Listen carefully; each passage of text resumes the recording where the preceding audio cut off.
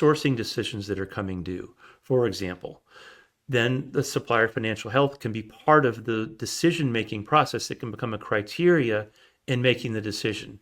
But that can only happen if it's a company priority as opposed to an individual team member's priority. Yeah. Right? The company needs to embrace that, okay, this is going to be one of the things we're going to look at, just like quality data or delivery data or launch performance data.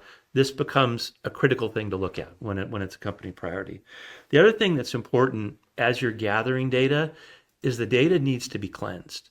Because one of the things that we found, we've been doing this a long time, is that when suppliers provide data, it's not always accurate.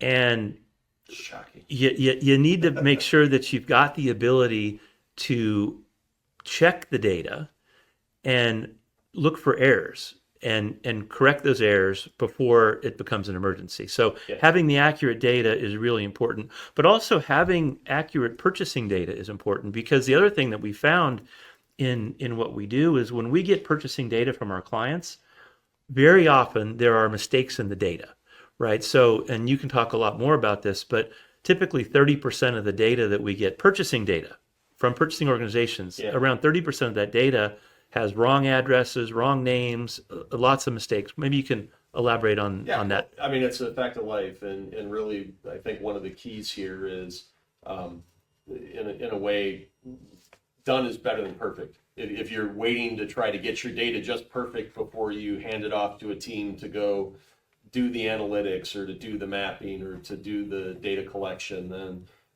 you're kind of fighting it, because yes, about 30 to 40% of what we get is in some way flawed. And so the first thing we end up doing in a process is that data cleansing, data augmentation. We